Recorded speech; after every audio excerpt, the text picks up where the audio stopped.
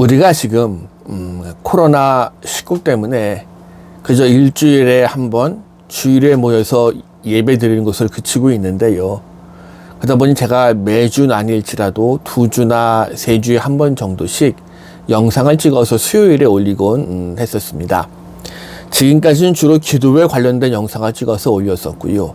그게 맞춰진 후에는 제 속마음은 본래 이 요한계시록에 있는 7개의 교회를 하나씩 나누어 보고 싶었는데 그러기 전에 먼저 이 요한계시록 전체에 대한 이해가 필요하다는 생각이 들었습니다.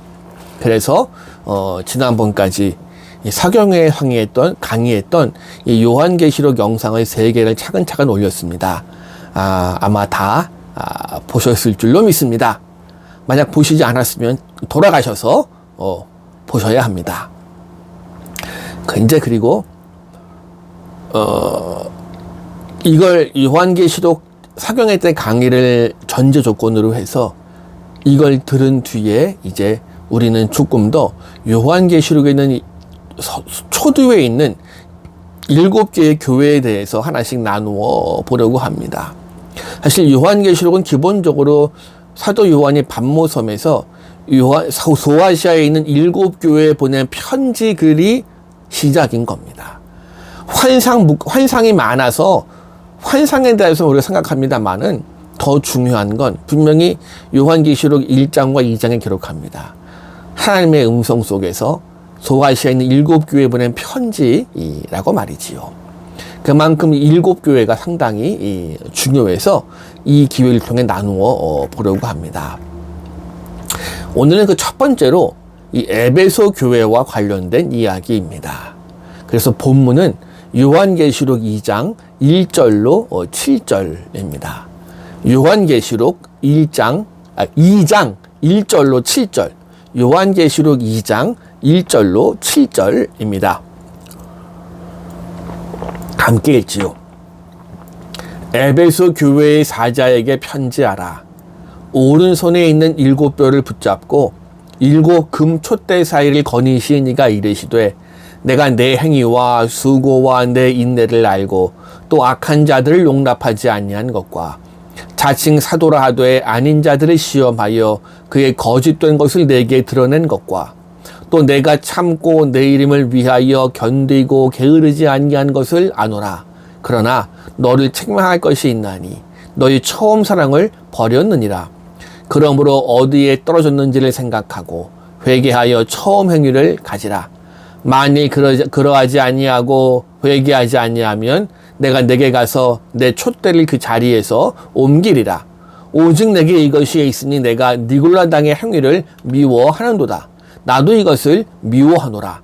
귀 있는 자는 성령이 교회들에게 하시는 말씀을 들을지어다. 이기는 그에게는 내가 하나님의 낙원에 있는 생명나무의 열매를 주어 먹게 하리라. 아멘.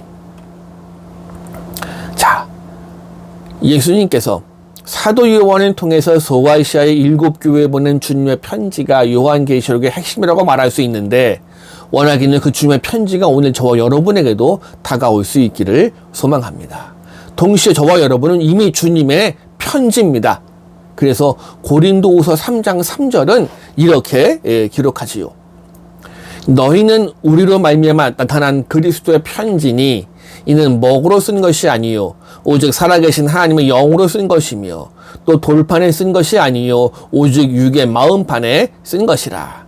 우리 하나님은 우리가 편지라고 말씀하셨습니다. 그래요. 저와 여러분은 주님의 편지입니다. 그리고 저와 여러분이나 이 편지를 받아 읽는 세상 사람들은 그들의 세상 삶 속에서 힘들고 어려울지라도 용기를 우리를 통해 받아야 될 것이고요. 우리를 통해서 위로와 소망을 느낄 수 있어야 할 줄로 믿습니다.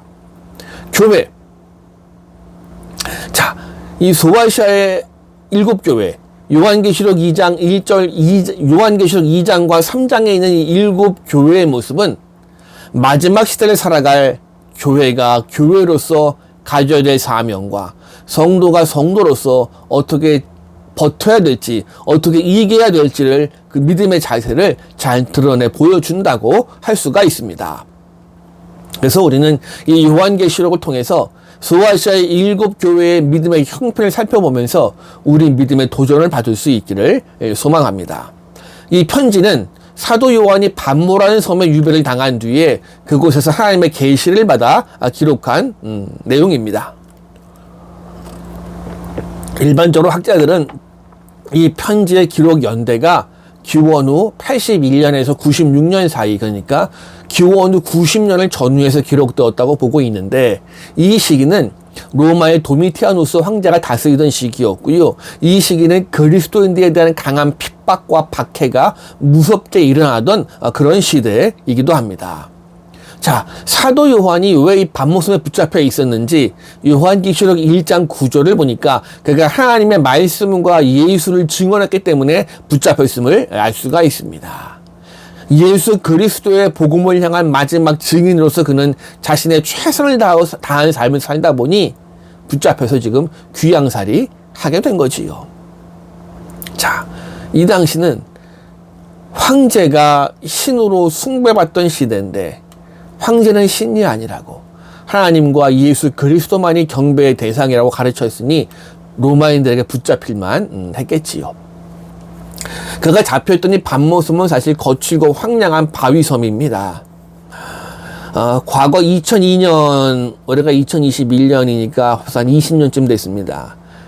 그때 이 성지순례 삼아서 터키를 여행하다가 그리스 넘어가기 전에 잠깐 이 반모섬에 들린 적이 있었습니다. 이 반모섬은 지금은 휴양지로 변해 있습니다만은 해안가를 떠나서 조금만 안으로 더 깊게 들어가면 그냥 바위투성의 커다란 섬임을 쉽게 확인할 수가 있습니다. 이 반모섬, 당시 로마를 거역하던 정치범들을 붙잡아서 가두어 놓던 그런 곳입니다. 자, 근데 여기서도 이 사도 요한이 하나님 향한 간절한 마음이 얼마나 뜨거웠던지, 하나님이 그에게 환상 중에 계시하면서 마지막 때에 보여줄 일들을 보여주시고 기록하게 하셨습니다. 자, 이것이 이제 소아시아 7교회에 보내지는데, 이건 오해 없기 바랍니다. 소아시아에 있는 7교회만 보라는 게 아니고요, 오늘날 모든 교회를 대표하는 것으로서의 7교회를 이야기합니다. 그 가운데 우리는 첫 번째 이 에베소 교회로 보내는 편지를 살펴보는 건데요. 이 에베소 교회에 대해서는 사도행전 19장이 상당히 잘 기록하고 있으니까 한번 펼쳐서 잠깐 참고하셔도 되겠습니다. 이 에베소란 단어는 이 도시의 뜻은 바람직한 욕망, 바람직한 소망, 뭐 이런 뜻을 가지고 있습니다. 이름만 살펴보면 상당히 건강한 도시고 소망이 있는 도시인 것 같지요. 자, 더군다나 이 에베소란 도시는 지중해 연안에 있던 중요한 항구 도시였고요. 이 당시 소아시아 지역의 정치, 경제, 문화의 중심지이기도 했습니다. 그리고 종교적으로는 다산과 풍요를 상징하는 아데미란 여신을 숭배하는 종교의 중심지였습니다. 이 아데미 여신을 숭배하던 신전이 에베소에 지어져 있었는데 얼마나 컸나 하면 그 신전이 폭만 68m입니다. 길이가 130m, 그리고 높이는 20m 높이의 대리석 기둥이 127개가 사용될 정도로 크고 화려한 곳이었습니다. 여기서 수천 명의 남녀 사자가 모여서 제단을 섬겼고, 제사가 끝난 뒤엔 그곳에서 여러 가지 성적인 타락의 장소가 되어지곤 했었습니다. 그뿐 아니라 이 에베소 지역은 기원 후 29년 로마의 티베리우스 황제 이후에 로마의 황제를 신으로 경배하기 위한 신전이 세워진 곳이기도 합니다. 그러니 이 도시가 얼마나 컸는지 황제 숭배 신전도 있지요, 아데미 여신 신전도 있지요.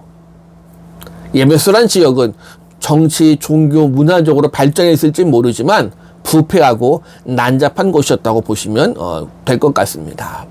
자, 바로 이런 곳에 사도 바울이 3차 전도 여행 때 들려서 복음을 전파하게 됩니다. 그리고 교회를 세웁니다. 사도 바울은 여기에서 아굴라와 브리스길라 부부와 함께 복음을 전파하면서 교회를 세웠고, 또 말씀을 가르치기 위해서 여기 잘 알려진 이름 두란노 서원을 세워서 여기서 많은 사람들에게 하나님의 말씀을 가르치게 됩니다.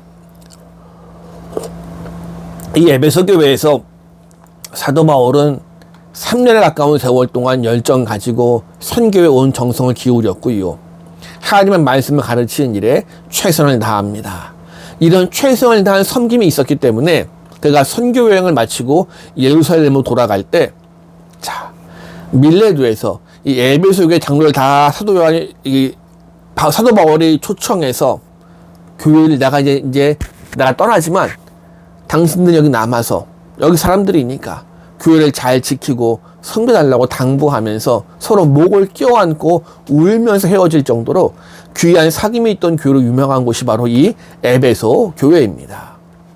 그 후에 바울이 떠난 뒤에는 우리 잘 알려진 디모데가 에베소 교회 처음 감독으로 부임해서 사역을 감당했고요.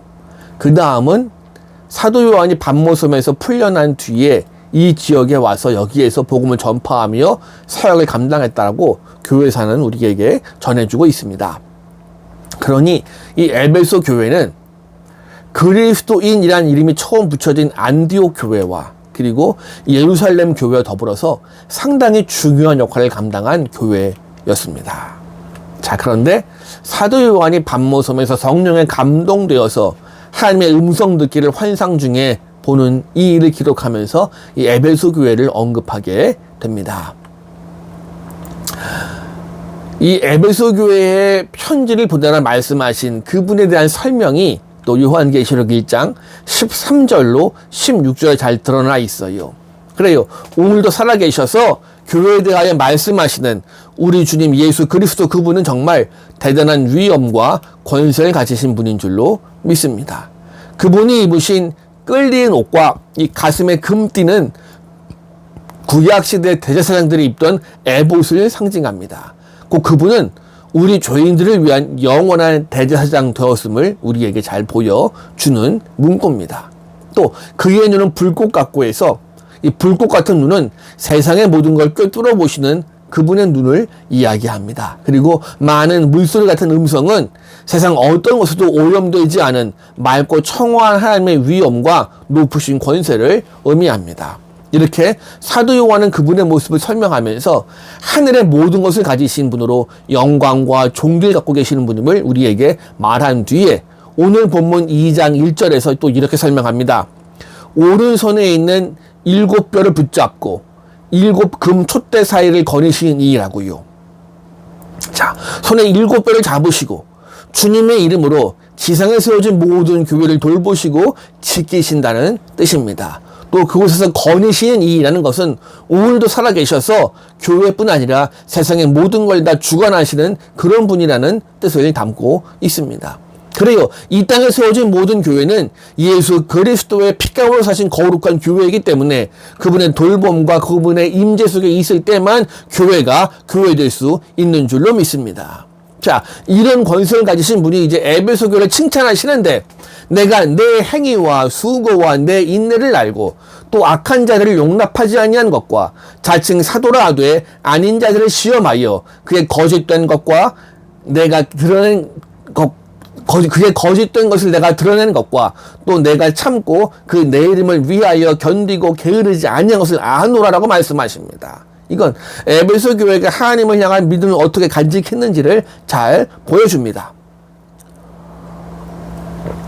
본문 보니까요.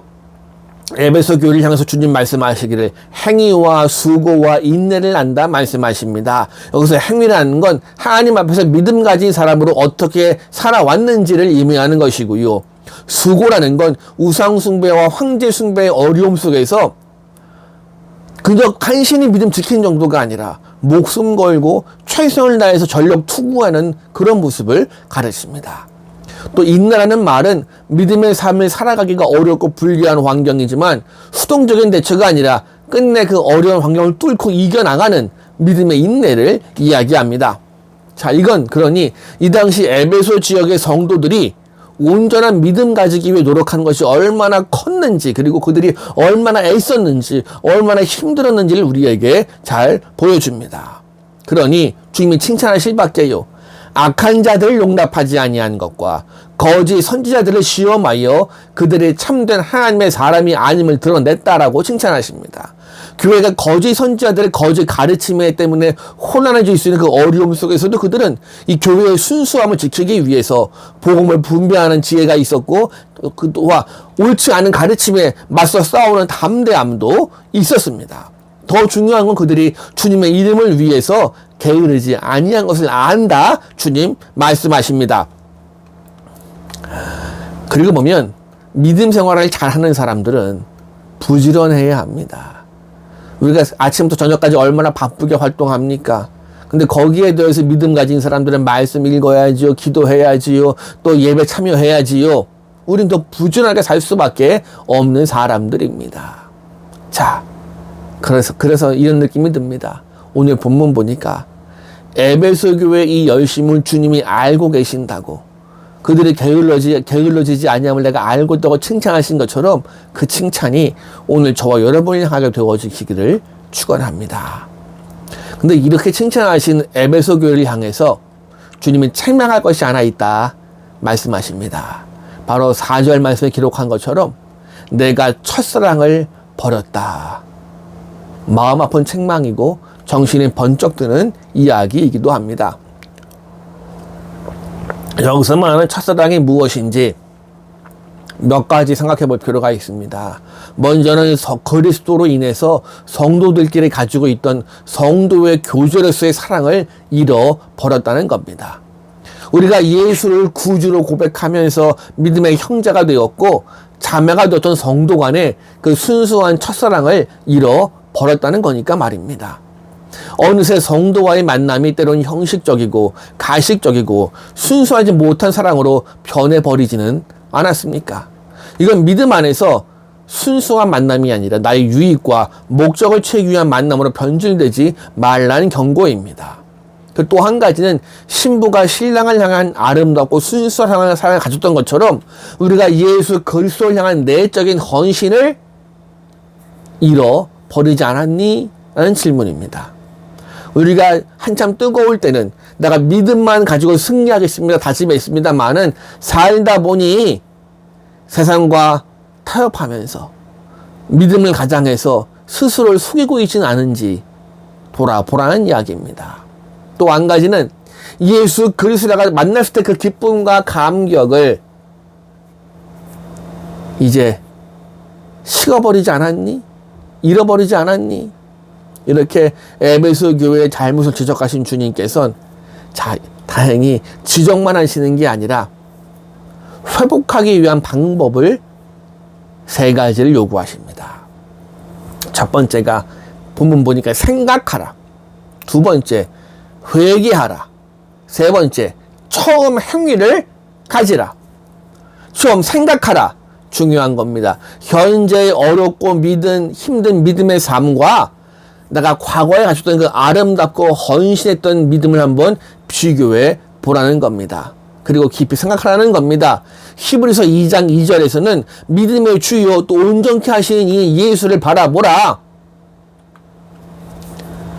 죄인들이 자신을 대적했지만 그걸 참으신 자를 생각하라 권고하는데, 그래요, 깊이 생각한다는 건 다시 한번 은혜를 돌이켜 깨달아 보라는 겁니다. 2번째 회개하라. 이건 하나님 앞에서 우리가 겸손하지 못하고 신앙적으로 잘못된 것이 있었습니까? 이게 내 것이었구나 고백하고 슬퍼하고 돌이키라는 겁니다. 그래야 새로운 은혜를 받기에 부족함이 없거든요. 우리가 잘 알다시피 회개는 돌이키는 겁니다. 하나님께 받은 은혜를 새롭게 하기 위해서 마음을 돌이키는 게 회개인 줄로 믿습니다. 3번째, 처음 행위를 가지라. 자, 믿음을 새롭게 할 각오가 있고 결단이 있지만 그 아름답고 순수한 믿음을 되찾지 못하면 아무짝에 소용없으니 다시 한번 하나님과의 관계를 회복하라는 겁니다. 자,